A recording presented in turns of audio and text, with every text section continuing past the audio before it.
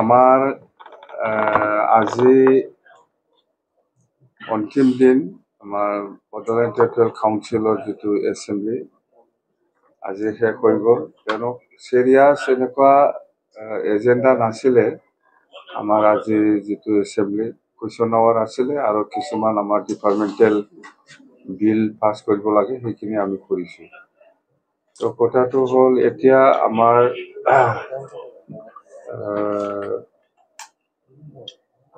অহা 5 তাৰিখত আমাৰ যিটো বিফেপ দলৰ যিটো মাছ গেদাৰিং হ'ব, সেইটোলৈ জনাব লগা কথা আছে।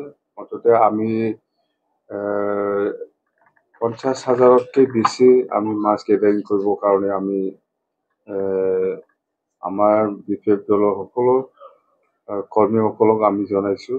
আৰু উদ্দেশ্যটো হ'ল যিহেতু ইলেকশ্যনো আহি আছে, 2026 এছেম্বলি ইলেকশ্যনো আহি আছে আৰু আমি এতিয়া নতুন চৰকাৰ BTC।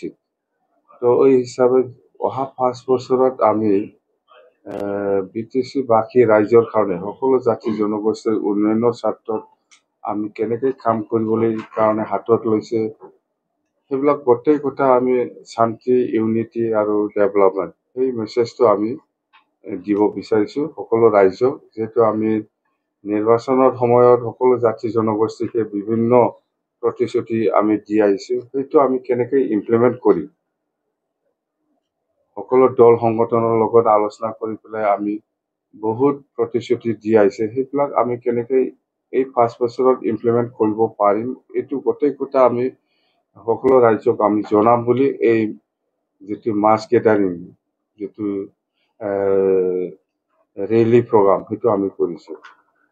5 তাৰিখত যিটো বিফেপ দলৰ যিটো মাছ গেদাৰিং, ইয়াত আমি যদি যিহেতু আমি NDA হিচাপে চৰকাৰ চলোৱাৰ নিচিনা হৈ আছে এতিয়া, সেইকাৰণে BJP দলৰ কৰ্মকৰ্তাসকলকো আমি আহ্বান জনাইছোঁ, ইহঁতেও যদি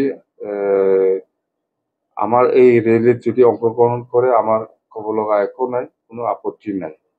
সেই ধৰণত আমি আহ্বান জনাইছোঁ। নিশ্চয় আহিব, BJP দলৰ বহুত কৰ্মকৰ্তাসকলেও নিশ্চয় আহিব। আমি যিহেতু আহ্বান জনাইছে, স্পেচিয়েলি এই প্ৰগ্ৰামটো হ'ল বিফেপ দলৰ, তথাপিও আমি BJP দলৰ কৰ্মকৰ্তাসকলক আমি আহ্বান জনাইছোঁ যে আমাৰ ৰেলীত যদি যোগদান কৰিব ইচ্ছা আছে, যোগদান কৰিব পাৰিব বুলি কথা